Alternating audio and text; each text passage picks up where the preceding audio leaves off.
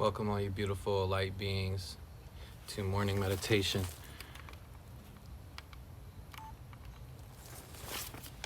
Today, I'm going to walk with you through some morning affirmations. Add a couple tips to add to your practice.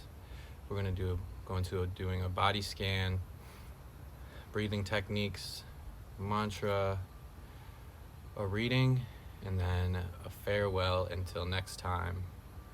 I'm going to start out with saying you all are beautiful, divine aspects of source energy.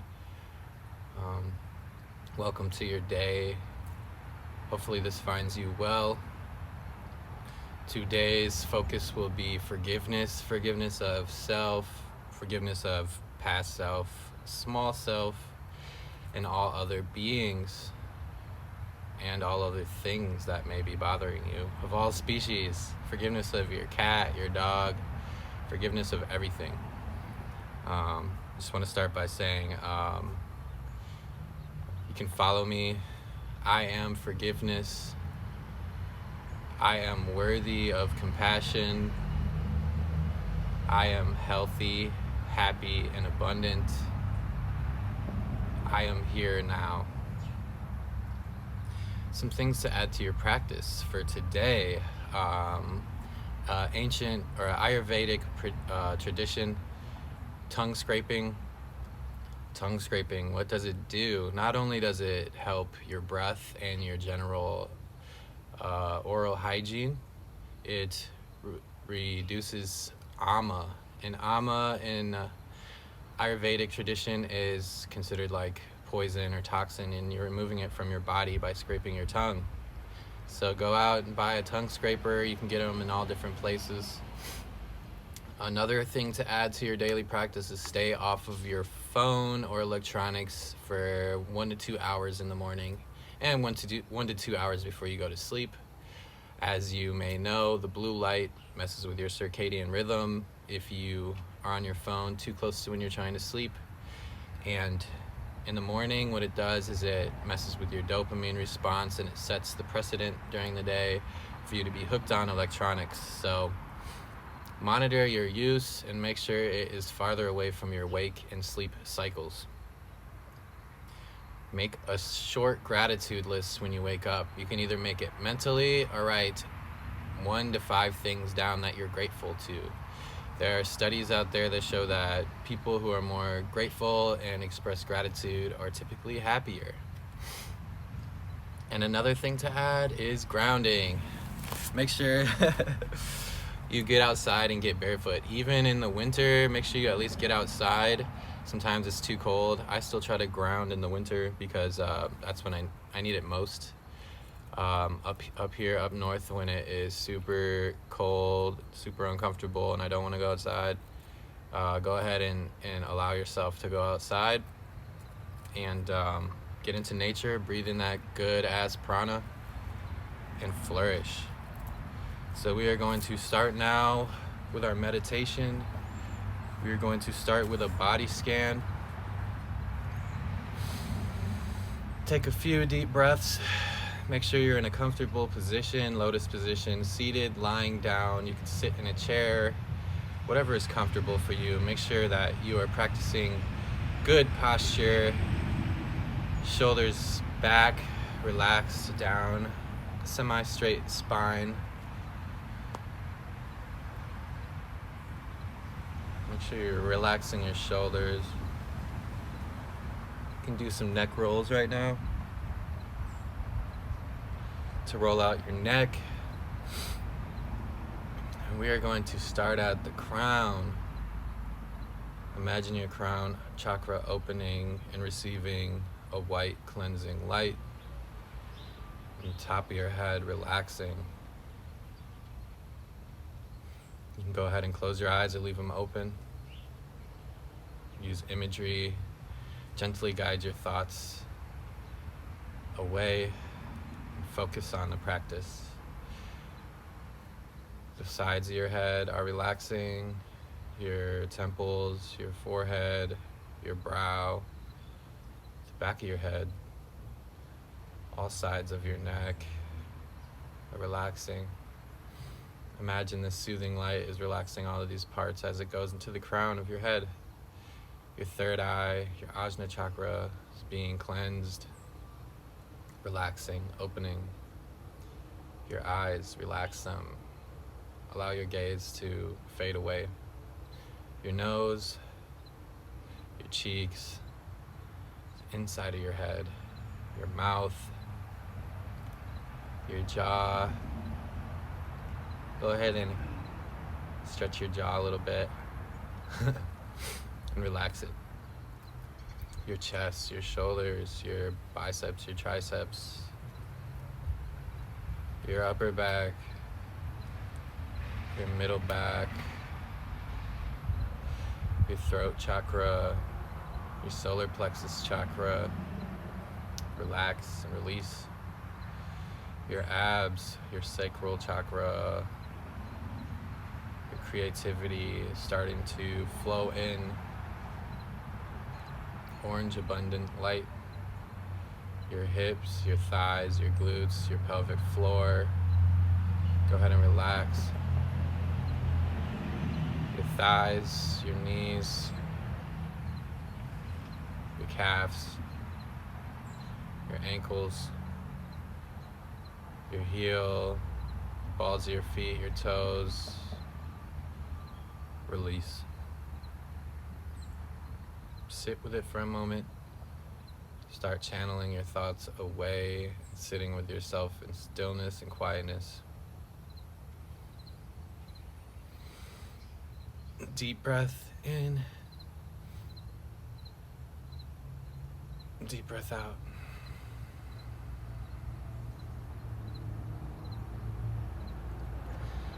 We're going to go into some alternate nostril breathing. This helps you balance, helps you get a good pace of breathing to slow down your nervous system and slow down your mind.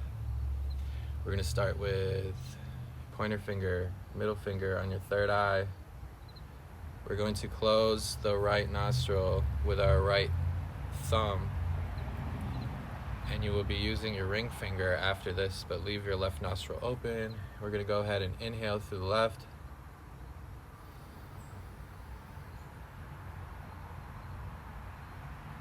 Exhale through the left. Alternate fingers. Release your right nostril. Inhale through the right.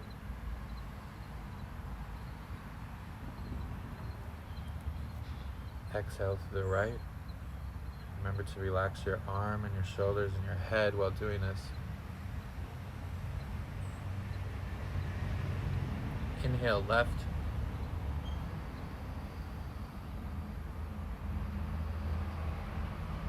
Exhale left.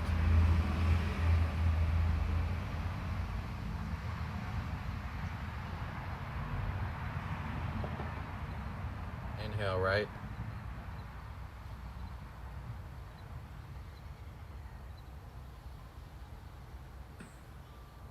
Exhale right.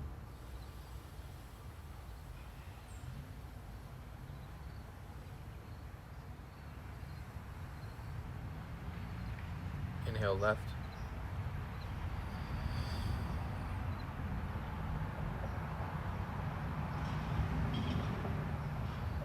Exhale left.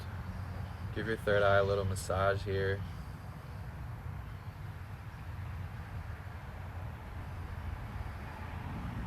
Inhale right.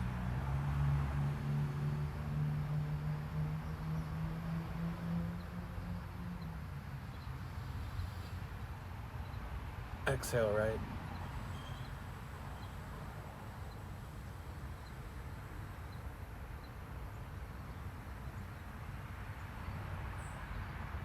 Inhale left.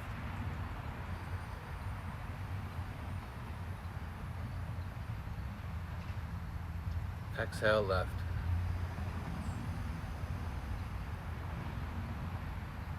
Go ahead and release. Sit in stillness for a second.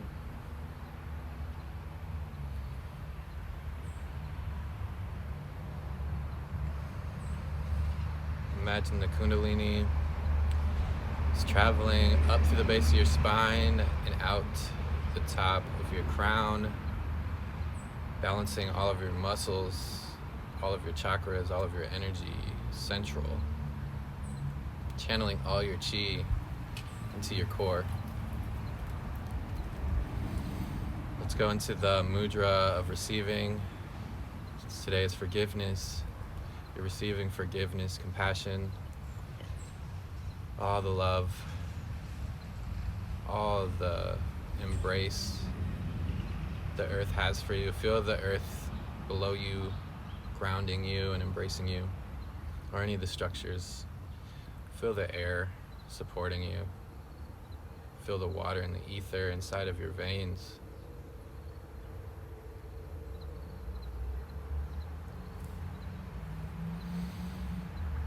Palms up. Imagine all of that stuff that you just received sitting in your hands.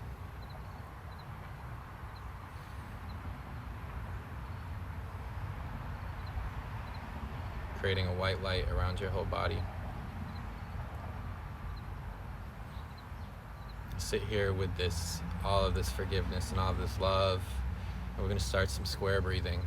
So 5 seconds in, 5 second hold at the top, 5 second exhale, 5 second hold at the bottom, starting with the inhale in 5 seconds. Hold.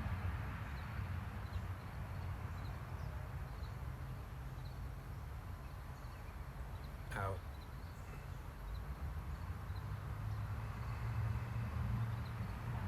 Hold.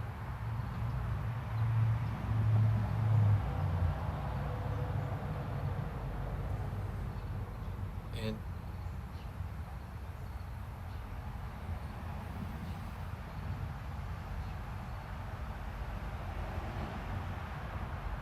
Out.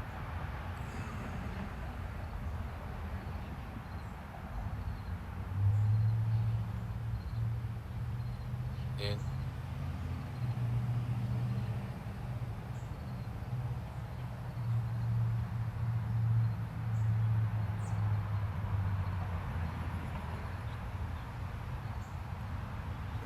Out.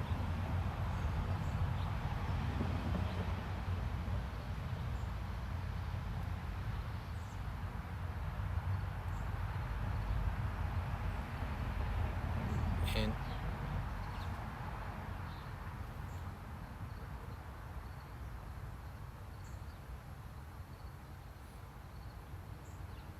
Out.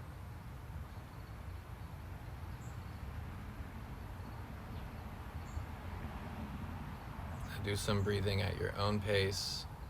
Whether you want to do square breathing or hold it for longer.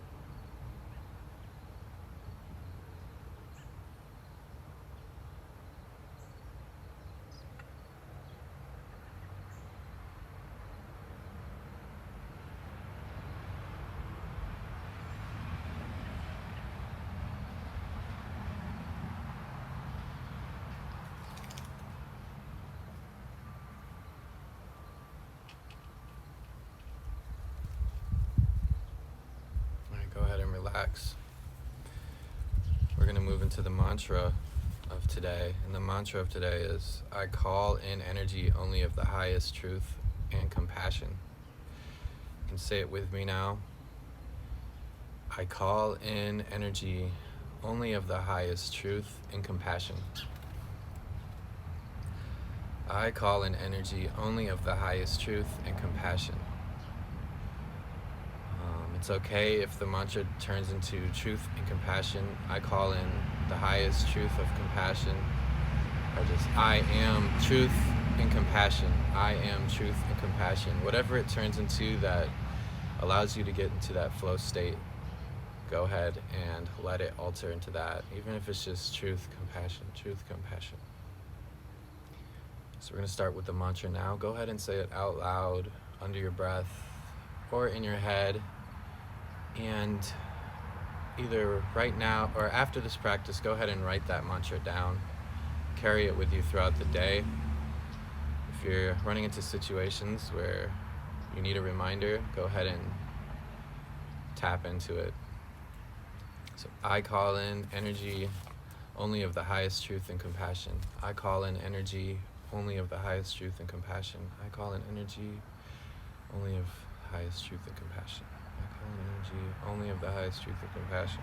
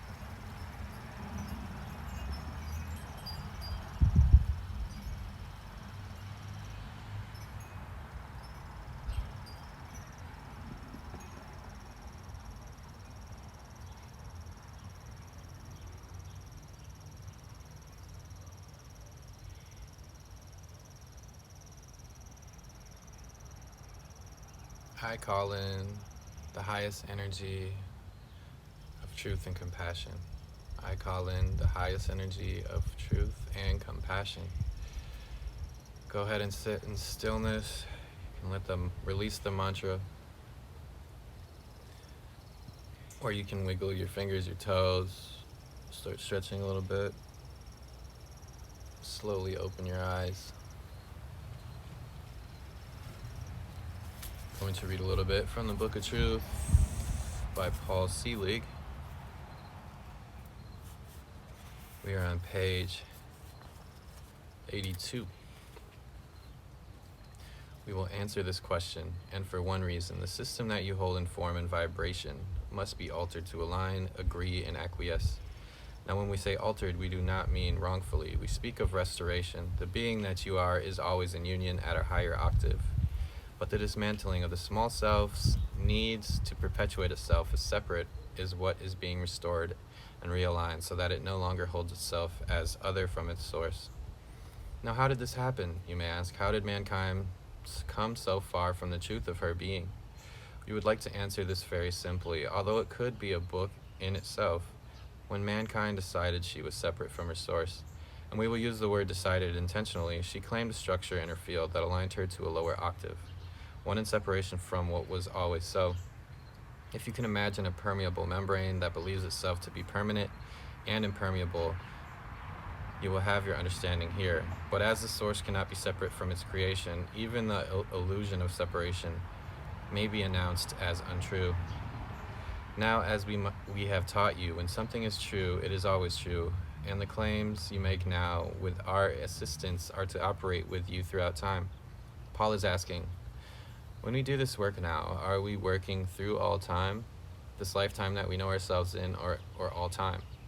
We will say the latter. You're working outside of time, and consequently the idea of time becomes an idea that you would need to invest in to create form with.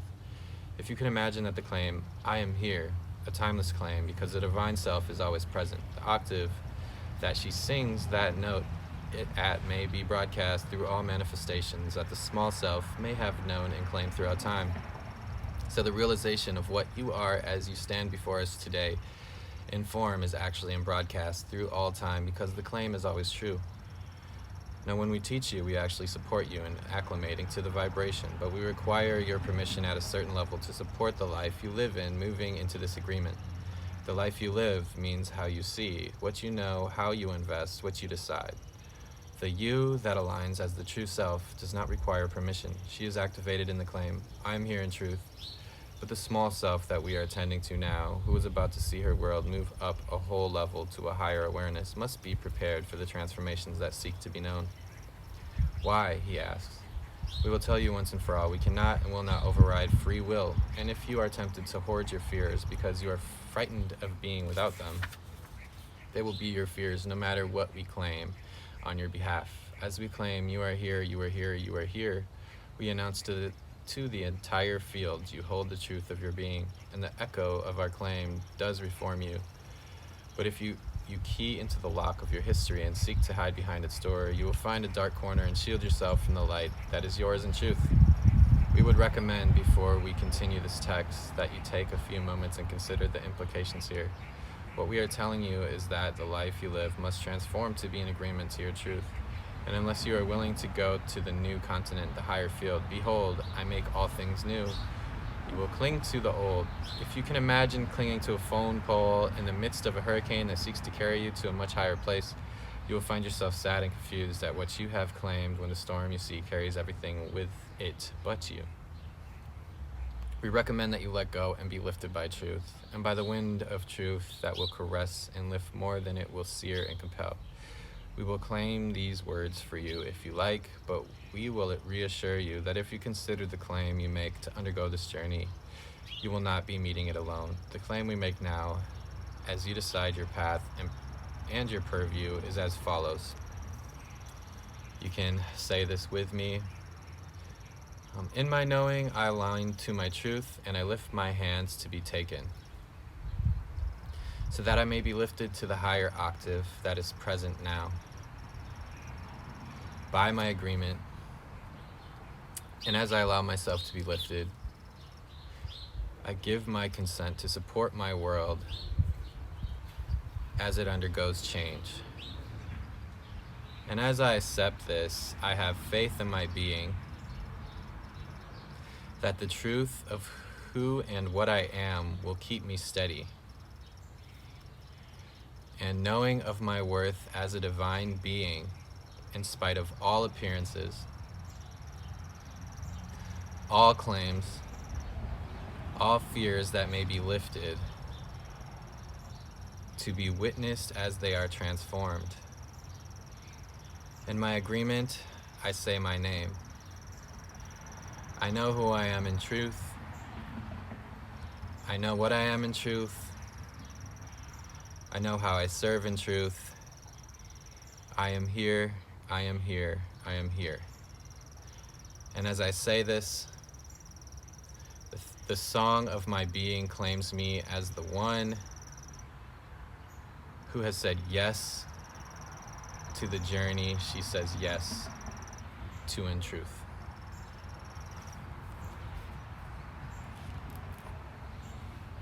So today we're focusing on forgiveness. Forgiveness and non-forgiveness is more of a fear-based dynamic, and it is not held in truth of your entirety. The truth would be to not allow the relics of the past to further take hold of your higher self, or let your smaller self overcome your higher self. So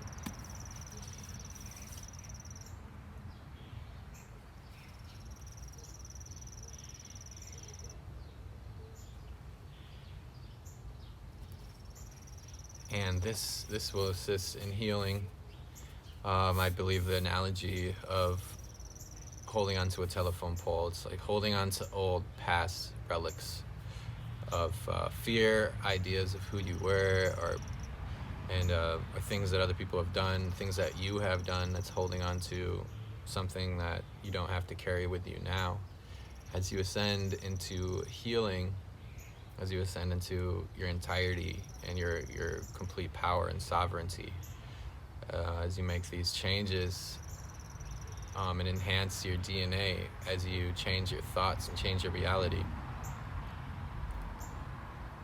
Thank you all for watching. Hopefully you guys can carry this with you, carry your yoga with you, carry your meditation with you. It's a living practice. It's not just when you sit down, it's not just when you do the poses. Carry it with you all day the best you can, and hold that space.